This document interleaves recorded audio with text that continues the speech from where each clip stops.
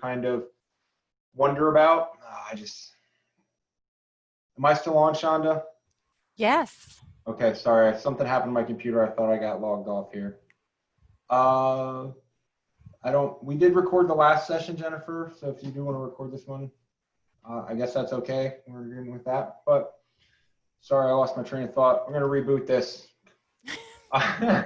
So what we have prepared today is around the perceived motivation item on the Swiss form, which we know kind of trips people up a little bit as to what is that, and even if I know what that is, how do I figure that out? And then I think even better is then what can I do with that information before I get to a problem-solving team to help me make my classroom run as smooth and efficiently as possible. So that's really what we're going to focus on today, is kind of this idea of function-based thinking and some interventions based on behavior function. So a little housekeeping before we get started. The mission of Patton is to support the efforts and initiatives of the Bureau of Special Education and to build the capacity of local educational agencies to serve students who receive special education services. And our goal for each child is to ensure individualized education program teams begin with the general education setting with the use of supplementary aids and services before considering a more restrictive environment. So just some norms today. We want to keep you engaged. We'll be using some chat features, and hopefully we'll have some time for some questions at the end if you have any. I also have some materials in the Google folder for this session, and I'll be sending out some links as well as some materials as well. So anything that we mention in here, there should be materials in the folder for, FYI. Do what you need to do to stay engaged. If you need to move around, you want to turn your camera off, whatever works for you. We're going to honor all perspectives and assume good intentions. And, if we have disagreements, we'll disagree respectfully. So, all right. So our objectives for today, this afternoon, are to define behavior function and talk about why it's important. We're going to talk about how to identify behavior function. And we're going to talk about function-based intervention ideas. And all of this is couched in something that you as a classroom teacher could do, not necessarily like a problem-solving team or anything necessarily that's that severe, okay? So we're thinking about those types of problems. I'm gonna hand it over to Shonda. She's gonna talk about behavior function, what it is and why it's important. Thank you. So if you go to the next slide. So it's important to understand the function because we put our behavior plans in place and we're hoping that we can change student behavior. We've identified a problem behavior, but sometimes, and I'm going to talk about what I've experienced as a school psychologist, and Drew, you can jump into this as well. Sometimes there have been times where we've developed a plan, or I've seen it develop just planned on what the behavior looks like or the topography, instead of really looking at the function or the why of the behavior or what's reinforcing or maintaining the behavior. So sometimes this might be, I've had a student in the past who've exhibited this type of behavior, so I'm going to put similar interventions in place, hoping that I'm going to get the result that I'm looking for. I've also had instances where we don't know what the function of the behavior is, so we might be using or attempting to use really strong reinforcement techniques in order for the student to choose to change their behavior. Or there might be intrusive punishments being put in place instead of looking at what's maintaining the function. I can remember an incident where I had a student, not in Pennsylvania, in a different state, who was often being given McDonald's or all of these really big reinforcers to convince the student to stop engaging in their problem behavior, instead of really looking at the function and collecting data and really trying to understand what was that student getting out of the behavior. So when we do utilize data, we do take the time to hypothesize function. We're going to be able to change the motivation for that student and more easily get that student from engaging in problem behavior to utilizing replacement behaviors in order to to reach that desired behavior, which is our long-term goal.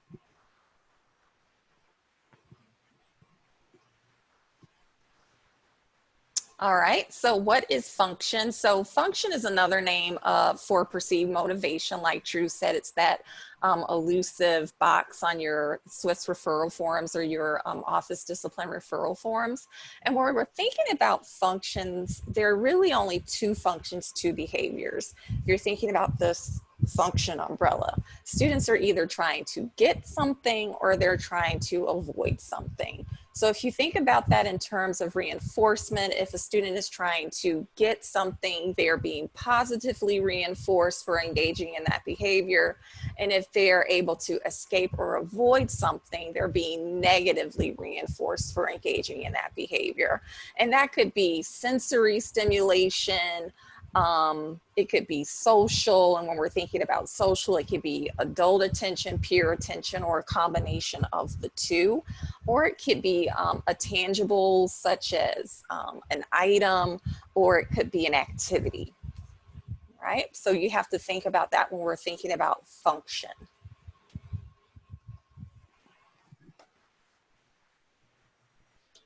When we're also thinking about function, we're also thinking about that person environment fit. We're not thinking of it as a student deficit necessarily, but how is the student's needs not being met by the environment, and how can we make changes to the environment in order for the student's needs to be met in a pro-social manner. So now we're going to talk about how can we hypothesize the behavior function? What steps do we need to go through? So this is the three-term conceptual model, and you can think about it as your ABCs that we're going to utilize in order to identify the function of a behavior and then eventually getting to that function-based intervention planning for students.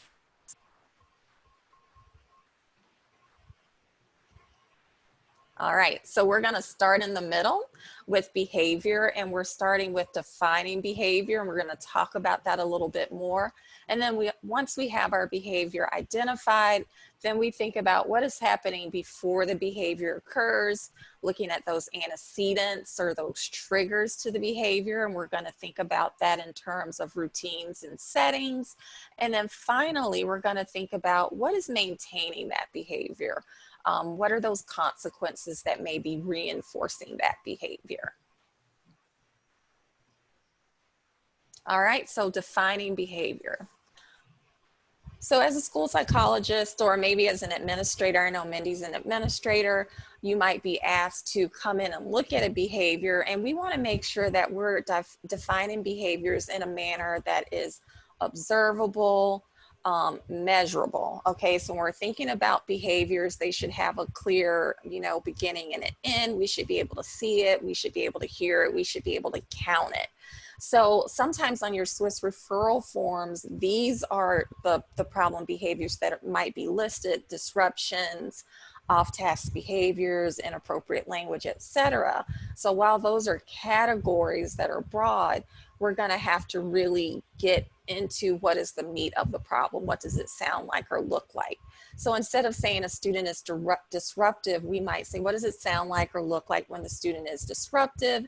And then your classroom teacher might say, well, the student is talking when I'm teaching, or when I'm engaged in instruction, or the student is calling out in a loud voice and singing. And it's important to have it defined specifically, so if you are asked to come in and observe, or if you're a teacher who is trying to collect data, you know explicitly what we're looking for. Any person should be able to come into your classroom with this definition and understand the behavior that we're looking for. So some more examples: you can go from off-task behaviors to understanding. It's when the student is drawing pictures during group work time. That's the problem behavior. Instead of saying inappropriate language, they're calling peers names. Instead of attentional problems, tapping, drumming on the desk, looking around the classroom. Instead of saying non-compliance, the student refuses to do work, they're putting their head on their desk, or they're failing to follow directions. Okay? So once we have that behavior operationally defined, we know what it looks like, we know what it sounds like, we can count it, then remember, we're going to go to that A and we're going to look at those antecedents. So what's happening prior to the behavior occurring? So we're going to think about this in terms of where and when does the behavior occur. So we're going to think about routines.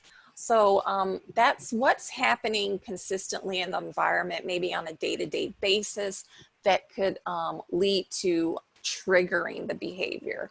So when we think about the routines, it could be things like during math class. And during that routine, certain triggering antecedents occur. I think there's one more. That's it. So when you're thinking about this, you might say to yourself, when X happens, so your antecedent, so your routine or your trigger within that routine, the student is more likely to engage in that identified problem behavior that we've defined. Okay, so like I said, the where, those are the routines where the behavior is most likely to occur. So we're thinking about those bigger routines, such as during math class, during gym class.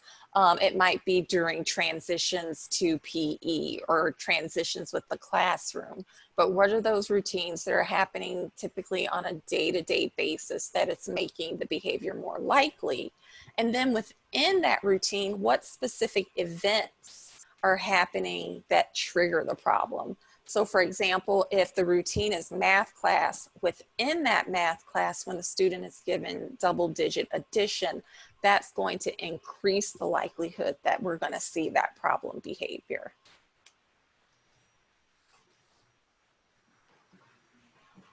Okay. So once again, same thing, we're going to identify the event, the action that's right before that's signaling the behavior. And we're going to do some examples. So we're going to talk through a few examples and you're going to have the opportunity to participate in a little, I don't know, formative assessment. So if you click the first example, Drew. So remember, we're thinking about the routine, the broader routine, and then within that routine, a specific event that is happening or a specific trigger. So at the lunch table, when told to shut up by a peer, Ben hits the student. So in this example, hitting a student would be the problem behavior that we've operationally defined. We can count that. We know what that sounds like. We can see that. So what is happening before? What's the routine? So the student is sitting at the lunch table, so it's during lunch. During this lunch routine, if the student is told to shut up by a peer, they're more likely to engage in the problem behavior of hitting. Okay, the next example. In language arts class, when asked to read aloud in class, Tracy gets up and tells jokes. So if we're looking at the problem behavior that's been operationally defined, getting up and telling jokes is the problem behavior identified. The routine would be during language arts class.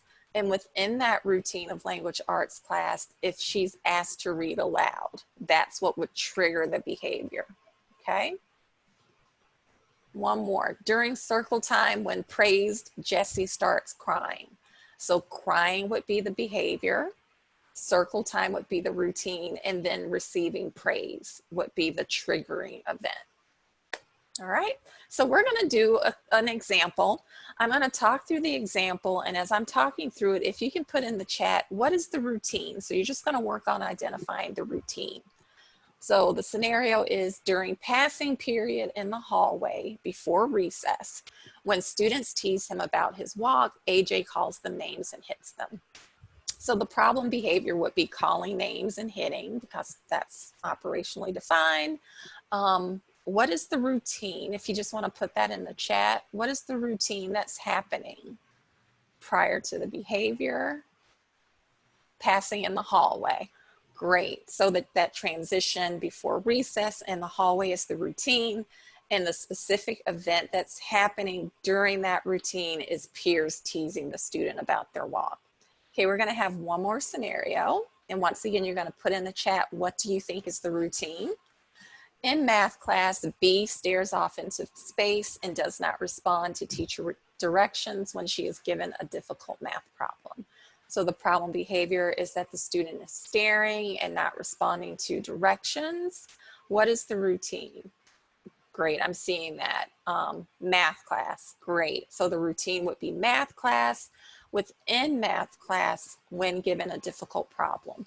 So math class might not be enough for the student to engage in the behavior, but it's specifically when being given a difficult math problem, that's what the trigger is. And we would probably have to really identify what is the definition of a difficult math problem. So we might want even more information.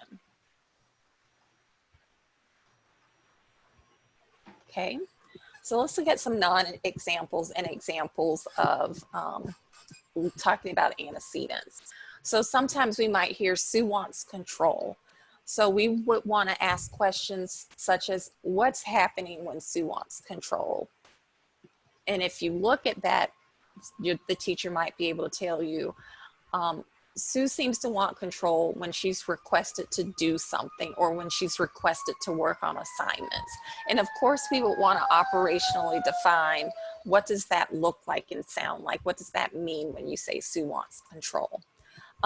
Student has low self-esteem and has missed 11 days so far. So we would want to know, when does the student look like they have low self-esteem after we've identified what does that mean? And the teacher's saying, well, when they're sitting in a large group. So that's giving us more of that routine. Student is refusing to listen. Okay, what's happening when the student is refusing to listen? So you need to think about those questions that you might ask in order to get to that antecedent. So if we're hearing things like the student has low self-esteem, they've missed 11 days of school so far, that might be good information to have about missing 11 days of school, knowing that the student wants control. With these non-examples, if we were only working off of that for problem solving, that would be very difficult. Whereas if we have these specific examples regarding the antecedent, it'll be more, you'll have an easier time possibly developing an intervention plan where you can manipulate what's happening during that routine or with those fast triggers in order to reduce the likelihood of the student feeling that they need to engage in that problem behavior.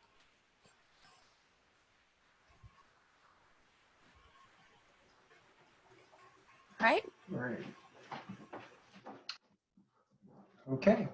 So once we have defined the behavior and we've identified our antecedents, the next thing we're going to look to do is identify the maintained consequences and what is going on after the behavior occurs that keeps it happening.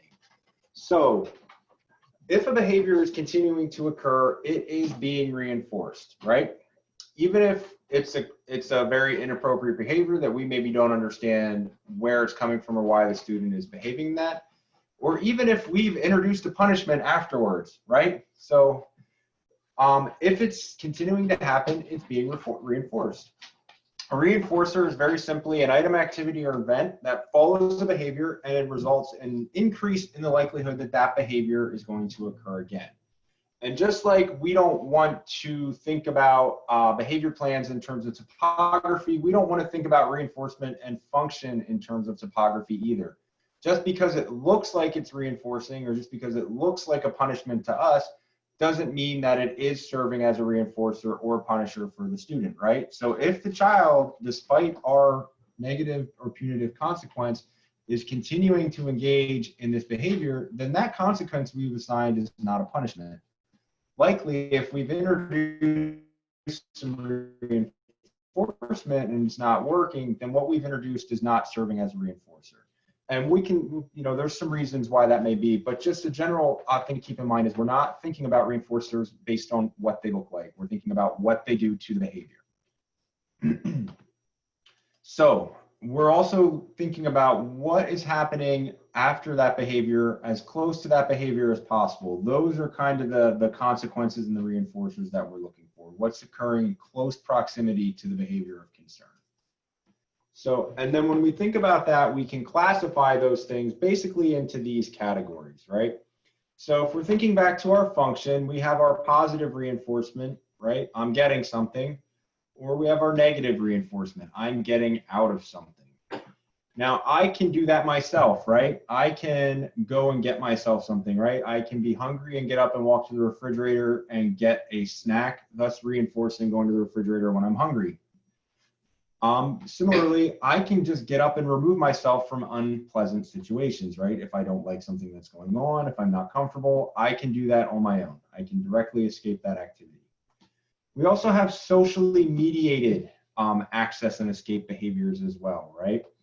So sometimes we use peers and or teachers or adults to gain access to things, and they could be attention, or we also try to escape peer attention and adult attention as well. But in some cases, students may act out in order to get an adult or a peer to remove a demand or attention from them as well, right? So they're not directly removing the task or the attention themselves, but they're using the behavior to get someone else to remove that for them, right? So this is a little bit different than the direct access where I can do it myself. In this situation, I need someone else to give it to me. And then depending on the type of students you work with, you may encounter automatic reinforcement, and this is basically sensory stimulation. So sometimes we seek things that are stimulating and feel good to our sensory system. I know I have several rocking chairs in my house that I absolutely love. So that is positive sensory reinforcement. And then some students may avoid textures, sounds, clothing because they don't like the way it feels. And there you have kind of negatively reinforced sensory stimulation, okay, or sensory reduction. So when we think to our function, again, simply put, we're trying to get things or get out of things. And maybe I get that myself, or maybe it's attention, right? So I can access an object or an activity. I can access sensory stimulation. I can access social reinforcement, and those can be from adults or peers. Or I can try to escape a task or an activity. I can try to escape sensory stimulation. I can try to escape social situations from adults or peers as well. And then remember, sometimes I need you, because you're in charge of the classroom and the tasks and everything like that. I need you to help me escape or get something. And that's that socially mediated behavior, because I'm acting out so that you take that math sheet away. Or I'm acting out because I don't want to come in for recess and I'm trying to prolong that, okay? So sometimes it is via the adult that we're getting what we want. So another way to think of maintaining consequences is, what is the child getting as a result of the behavior? So, and as a result. So here we have an example of our 3-term conceptual model kind of put together, right? During recess, when peers tease him, Ben hits his peers and they leave him alone, right? So our antecedent is during recess. That's our routine, and our trigger is when peers tease him. He's hitting the peers and they're leaving him alone. So that is escape. He is escape function and he's escaping peer attention. Okay. So in another example, during reading, when asked to read aloud, Tracy tells jokes, the other students laugh, and she is sent to the office missing the assignment. So our routine is reading. Our trigger is when asked to read aloud. The behavior is telling jokes, and then we can see the consequences of the other students laughing, and she's sent to the office. Let's use the chat box and tell me what you think the maintaining consequence is there. What function is this behavior serving? That's a good one, Drew. I like this one. I do too. As a school psychologist, I do too. It's a bit of a trick question. But, okay, so if we're missing the assignment or leaving the classroom, we think that we have an escape function, right? And I would agree with that, but what's the caveat to this escape function? Is this student just getting up and leaving? Right, so this student's using peer attention to cause a disruption to get the teacher to ask her to leave. So here's an example of that socially mediated escape, right? She knows that if she tells jokes and disrupts the classroom, she's formed the association that the teacher will ask her to leave, and then she gets out of the task. So you're right, we do have an escape function here, but we do have the caveat that it's socially mediated. All right, here we have during circle time, when praised, Jessie starts crying. The teacher stops circle time and comforts her. So the antecedents here, we have our routine is circle time. The trigger, when praised. The behavior, she starts crying, sorry. And the consequence is the teacher stops circle time and comforts her. What do we think the function of this behavior might be?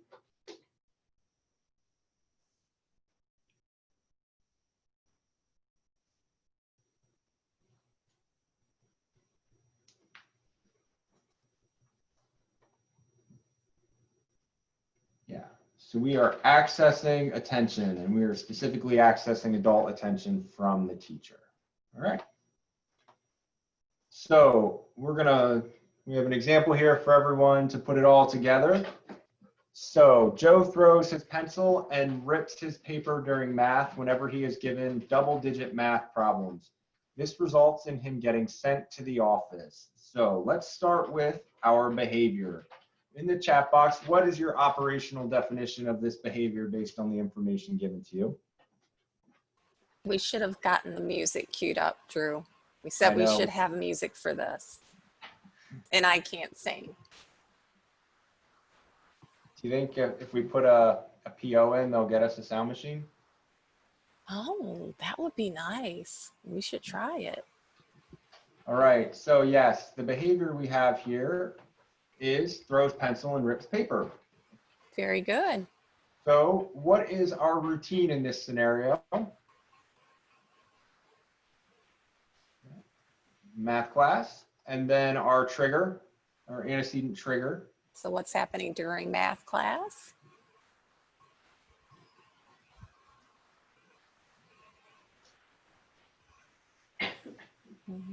Double-digit problems. Okay, he's presented with double-digit problems, and then our consequence, our outcome is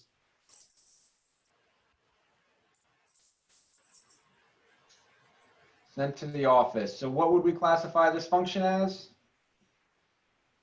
Escape. Yes, we have an escape behavior.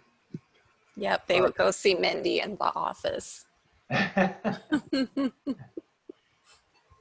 Okay, so next section we're going to talk about some tools to help hypothesize about behavior function. Sometimes it can be kind of obvious what that function is if you're familiar with this kind of that ABC kind of model of thinking about behavior.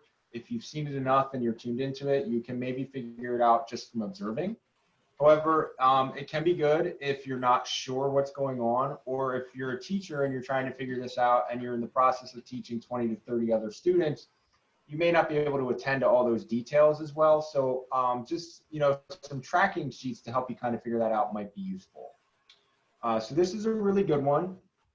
As you can see, it lines up with exactly kind of what we were talking about. So here we have our kind of routines that we were talking about, and preloading these is best. Modify the form as needed so that it has the activities, tasks, and routines that match your classroom environment. That way you don't have to write stuff in there. You're just checking the box off and it's real fast. Here's our trigger antecedents. So specifically within that routine, what is the stimulus that seems to produce the behavior? The behavior you'll have operationally defined.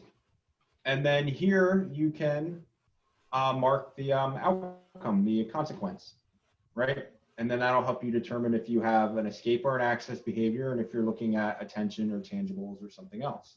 Okay. Noting the times can be helpful too, just looking for patterns for times a day. So just a note on here, this is why defining those behaviors pretty specifically can be important, right? Because just an off-task behavior can be many things, right? An off-task behavior where you're talking to peers is going to have a different function than an off-task behavior of doodling. You may have a student that does both of those things, all right? So you might have to define those specific behaviors of concern because they're going to have a different function. Another thing to just be aware of too is you may go through this and then you look for your patterns, right? Because you're looking to see what are my most frequently occurring activities and antecedents, what are my most frequently occurring outcomes or consequences, and that's kind of what you're going to go with. But students' behavior can have more than one function, right? So a student can use the same interfering function from an operationally defined standpoint, not even just from like those general descriptions. They can use that same behavior to to have multiple functions, to get things, to get out of things, to access attention, etc. So if you come across a behavior that looks like it has multiple functions, you kind of have to decide which one, I guess, is most problematic or which one is occurring most frequently that you might want to kind of start working with. All right. Another tool that you can use is a scatter plot. So scatter plots may be helpful for a couple of situations. One, if the behavior is occurring at a really high frequency and you don't think you can keep up with all this detail, the scatter plot can at least help you narrow down some of the times of the day, and can help you also then, it can be used as baseline. So once you start your intervention, you can keep tracking and see if behaviors improve. So it can also be useful if the behavior, you know, sometimes I've worked with teachers, Sean, I'm sure you've had the same situation. You're like, when is the behavior most likely to occur? They're like, they're either like, I'm not sure, or it's all the time, right? So the scatter plot can help you in one of those situations where you're not really sure what the context of the behavior is, or if it just feels like it's happening all day. This can help you really at least focus in on when are my most problematic times a day, and then maybe you can use the previous form to just get a little bit more solid data on a couple of those times you identify as most problematic. And then we really want to encourage teachers to collect data just because it documents your efforts, right? Not only is it going to help you determine the function, it's going to help you determine if your intervention then that you pick based on your function works. But then if you do have a student that you've done some stuff and you have to go to a problem solving team meeting with, you can be like, this is what I've tried, this is why I've tried it, and here are the results I've gotten. And your problem solving team will be so impressed with you when you show up with data. All right, so we're not just going to stop now that we figured out the functions. The purpose of it is to derive some interventions that utilize that function to help get us more successful interventions, right? So, and a huge point here is we're going to spend a lot of time talking about antecedent strategies because we want to prevent problem behavior, and we want to spend the majority of our time preventing problem behavior. It's more efficient and it's less disruptive, right? So if we are trying to intervene with consequence-based strategies, the behavior has to occur. So now we've let a disruptive behavior occur. We have to intervene and address that. And you're losing instructional time. Things are getting off task. And depending on how many times that's occurring throughout the day, that's just exhausting, right? So it's probably going to be more effective, not only from the results side of things, but it's just going to feel better if we attend to prevention over kind of intervention, right? So some general things you can do are going to be maximize the structure and predictability of your classroom. Routines are going to help kids be more successful. Having clear expectations that are posted, taught, frequently reviewed, enforced, reinforced, and monitored are also going to help as well. As much as you can keep students actively engaged in observable ways, thinking about, you know, core responding and opportunities to respond, those are going to help reduce problem behavior too, because I can't simultaneously be engaged in an activity and engaged in problem behavior. Hopefully, I suppose you can be tapping your foot or something, but generally speaking, if you're engaged in instruction, you're not engaged in problem behavior. And then having a continuum of strategies to acknowledge appropriate behavior is also going to be helpful. And this is another kind of a graphic to illustrate this idea of prevention plus effective instruction should do most of the work for you. Now, even if you're doing a really good job at prevention and effective instruction, we know that we're going to have some kids that require some more intensive support. So we're never going to do tier 1 strategies, and that's going to meet the need of everybody. But again, the more we can beef up our prevention and effective instruction efforts, the less time we're going to spend responding to problem behavior and having disruptions in the classroom. All right, so in terms of how do we use all this wonderful information that we collected to intervene for student behaviors, we're going to focus on antecedent strategies. So you clearly defined all of those antecedents for a reason, and that is so you can analyze them and see if there's something you can't do to modify the environment to decrease the likelihood that that behavior is going to be displayed. So thinking about your triggers, can they be altered, reduced, or eliminated, right? So if we think back to that example of the young man who is hitting people in line on the way to recess because they're making fun of the way he walks, is it possible to move him away from the peers that are doing that? Can I, as the teacher, stand next to this student so that even if students do that, not only can I hear them, I'm also close and I can discourage him from hitting? Is there a shorter route to get to recess so that we just don't have to spend as much time on that transition, right? So these are some ways that you can think about your antecedents to modify them so that students can be more successful. And it's not just like transitions and routines and things like that. We have to apply this to instruction too. And thinking about instructional match, it's a very important predictor of how engaged your students are. It's going to decrease disruptive behavior, and it's going to increase the amount of information that your students retain, right? As humans, we're only capable of working under highly demanding, frustrating conditions for so long. And under those conditions, we will get frustrated. Our motivation and efficiency is going to decrease, and learning is going to decrease, right? So at some point, we have to attend to the match between the instructional demands and the student as well. So it's not just all about settings and transitions and unstructured times. We also can apply this to our instructional activities as well. You know, can you reduce the length of them? Can they be given in a modified form so that the student's a little more successful with them? Is there any way I can change this activity? Like if writing is a trigger for this student, and I have this task that involves writing, is the writing absolutely necessary for this particular task? Now, I'm not suggesting that you completely remove writing from the curriculum for this student, but if we're not teaching a writing skill and we know that it's going to cause problem behavior, does it have to happen right now?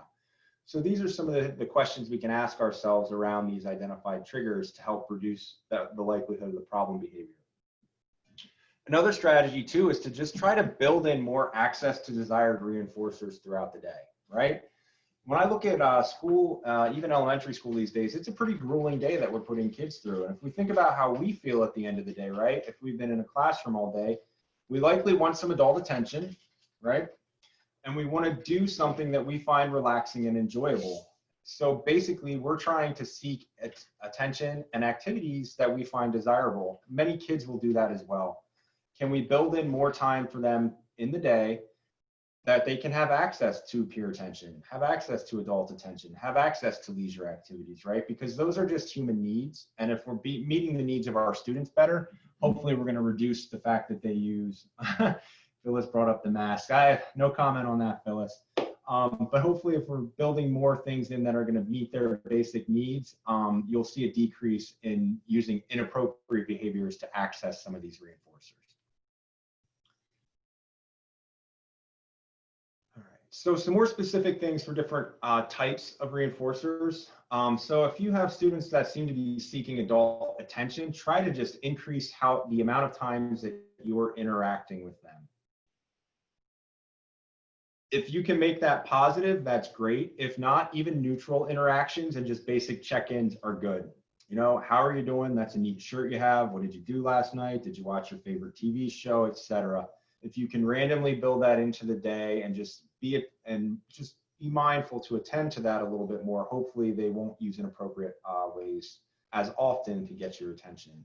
So in that vein, behavior-specific praise is a very good tool to not only increase your positive interactions with students, but you're giving them highly specific feedback around the behaviors you want them to display more too. So if you can build in more behavior-specific praise as a way of meeting their adult attention needs as well, you're really tackling a couple of things all at once there.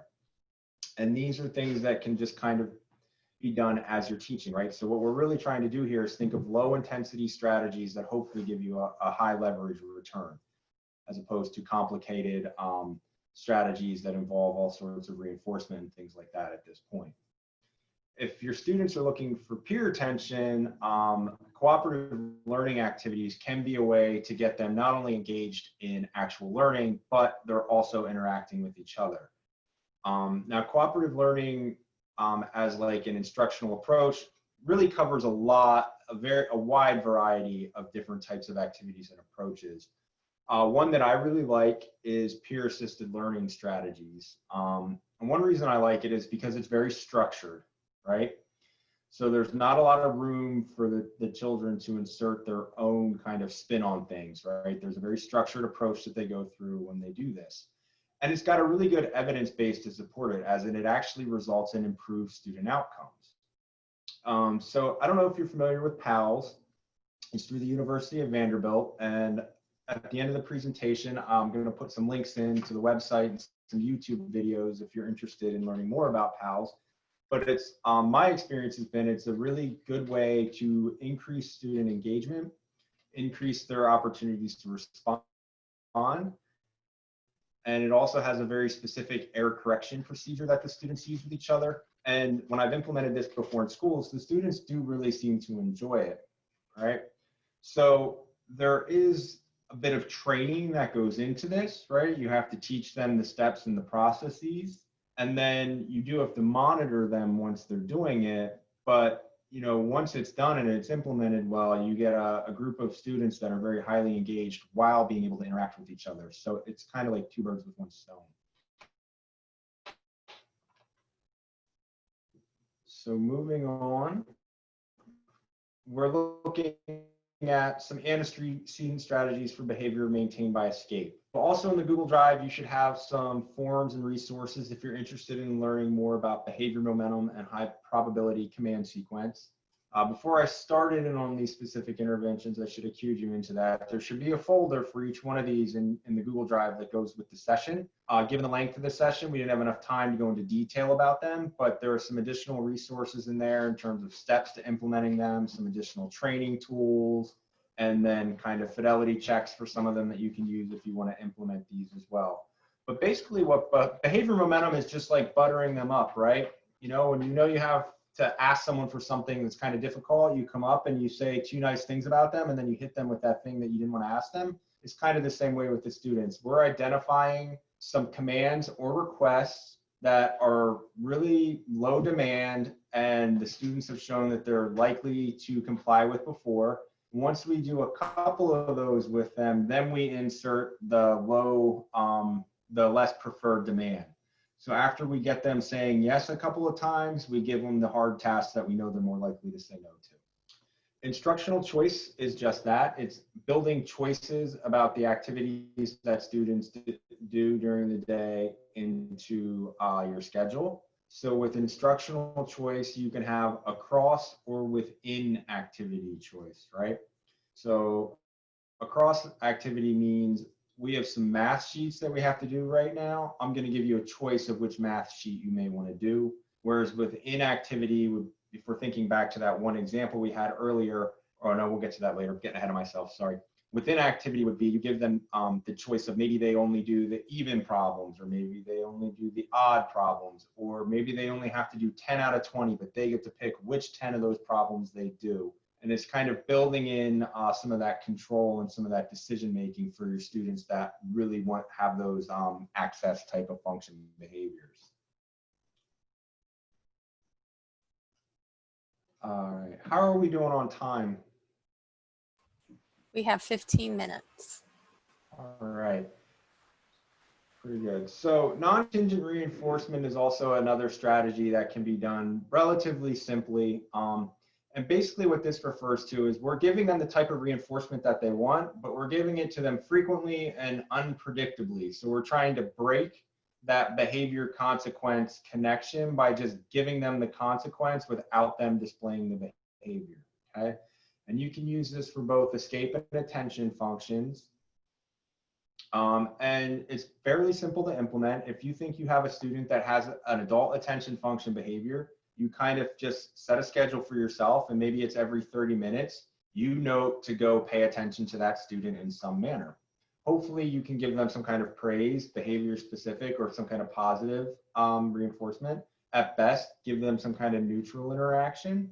But that's how it works. You're trying to stem off them feeling that they need to use inappropriate behavior to get your attention by just front loading the attention for them. If you were going to do this, if you felt like you had an escape function, you might just want to look at how can I build more natural breaks into my day, and then kind of maybe put that on a schedule as well, so that the students are getting frequent breaks so that they're not engaging in interfering behavior to get out of the tasks or to avoid them. If you run into the situation where your time has come up and you know it's your 30-minute interval and they're displaying interfering behavior, just hold off on that reinforcement until things settle down and they go back to not displaying behavior, and then give the behavior. So just avoid pairing the reinforcement with the problem behavior if it happens to occur when you're scheduled to give that reinforcement. All right, so we're going to move into some behavior strategies, and Shonda is going to talk to us about replacement behaviors. Yes. So Drew talked to you about what to do after the behavior, I'm sorry, before the behavior occurs. Now we want to give the student a behavior to replace that problematic behavior that was identified. So we want to think about what if we hypothesize as the function of that behavior. So as we're designing a replacement behavior, we want to make sure that it's maintaining the same function. So if the function is escape, we want to make sure that the replacement behavior allows a legal or a teacher-approved way for the student to escape. And it should be something that the student can do as efficiently as the problem behavior. We don't want to make it more difficult than the problem behavior. And then we also want to make sure that the replacement behavior isn't confused for the desired behavior. The replacement behavior is a short-term goal that is going to stand in place of that problem behavior as we're working with the student to get to our identified desired behavior.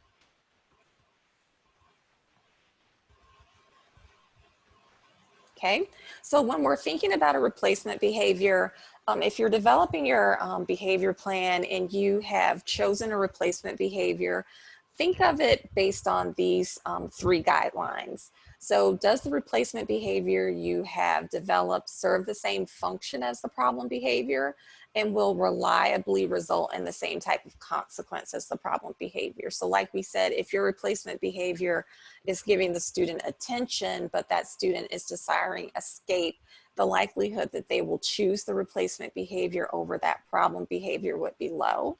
We also want to make sure it's easier to do than the problem behavior, so it shouldn't require more physical effort. So for example, if the student has to like touch their toes, turn around 3 times, you know, give 7 high fives in order to, you know, that's the replacement behavior, when otherwise they could just rip up a paper. I would just choose to rip up the paper. So we want to make sure it's easier to do. And then we also want to make sure it's socially acceptable. So we should think about developmental appropriateness, thinking about the peer group that the student is in, and making sure that we're developing socially acceptable behaviors. Okay, and so I spoke very briefly about desired behaviors. Now those desired behaviors are what we would want the student to be doing when the antecedent occurs. So if the example is during the math routine when given double-digit math problems, what would we want all students to do? So the example of a desired behavior is, well, I would want my students to be able to work independently and to complete the assignment as directed with minimal teacher support. So that would be the desired behavior. The replacement behavior is that immediate attempt to reduce that problem behavior, okay? Now with your desired behavior, as you are implementing the replacement behavior that you're teaching, that you're reinforcing, you're also teaching the students those missing skills that they might have. So perhaps the student is missing academic skills. So they might need some math instruction in order to work independently. I'm thinking of the example of the student who was hitting peers when he was transitioning to recess because they were teasing him. Maybe that student needs some social communication skills. Maybe that entire class needs some social and communication skills. Or maybe the student needs organizational skills. So as we are putting in place this intervention plan, we're also thinking about what are the skills that we need to teach so that the problem behavior is no longer needed. Because remember at the beginning, we were talking about that person environment fit. So we're gonna work on the environment, but we're also gonna help give the student the skills that they need in order to be successful in that environment. Anything else you want to say about replacement behavior, Drew, before we move on to the next slide?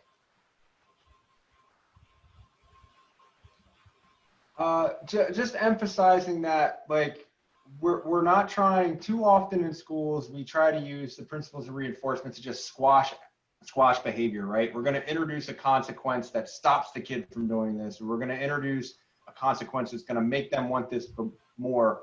And we're not giving them the skills to get whatever need they have met in a more appropriate way, right? So it's not about stamping out behavior.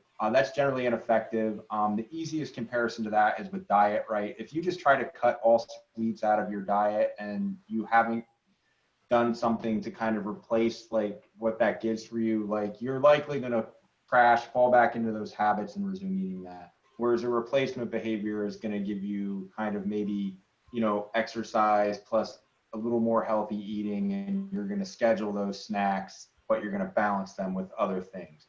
So it's, again, the replacement, we're not trying to squash out behaviors. We're trying to give another way for the student to get what they need. Exactly, and that's why the function is so important, because without the function, you're not going to be able to select an appropriate replacement behavior. Okay, so here's that example about the double-digit math. So we have as our desired behavior that the student should be able to complete those math problems independently, and remember, that's our long-term goal. The teacher's thinking, you know, function, escaping difficult math tasks. How can we give that student a legal way to escape? So we're going to start by, if you can click for me, Drew, we're going to give him instruction on how to ask for a break. So at first we're going to say, okay, you have 3 break tokens. You're going to teach the student how can you use the break tokens, when can you use the break tokens, and then we're also going to reinforce the student using the break token. You might have to use reminders at the beginning to get the student to use those break tokens in order for them to escape the math tasks the way that you've kind of given them permission to. Once they've achieved that, you can go into, with permission, the student can cross off 60% of their difficult items. So we're thinking about the demands. And during this whole time, we're also teaching those math skills. We're not doing these replacement behaviors in isolation and hoping that magically the student is going to learn math. We're also working on developing those math skills at the same time. So approximation step 2, okay, now we're going to just cross off 60%. Approximation 3, we're going to reinforce the student for asking for help from the teacher. If you're doing, you could have them asking from a peer as well.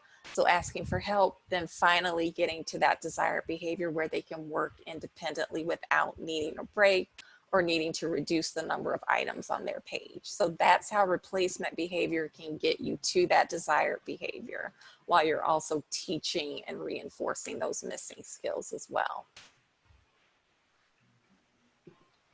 Okay, I think, Drew, you're going to do this last one, and we have 6 minutes. In conclusion, we're not going to spend a lot of time on consequences because it's, like we said, it's kind of counterproductive. But if you are offering consequences, try to match your function. If your students want attention, offer incentives that build on maybe time with you as the teacher or time with each other as peers. If they have escape function, offer breaks for successful completion of tasks and things like that. Avoid as much as possible the natural reinforcer, right? So if you know, if your hypothesis is that this student is acting up to get you to yell at them to make the other students laugh because they want peer attention, let's be mindful to give neutral reprimands. If you know that if you think it's escape behavior, avoid sending them to the office, right? So that's, you know, kind of, you know, make sure your rewards are actual rewards and make sure your punishments are actual punishments based on your hypothesized function. So we have a couple minutes left. So we do want to open it up for any questions that you may have. I'm also, before I forget, going to put the links for the PAL stuff in the chat box real quick. So does anyone have questions about perceived motivation, function, intervention planning, those sorts of things?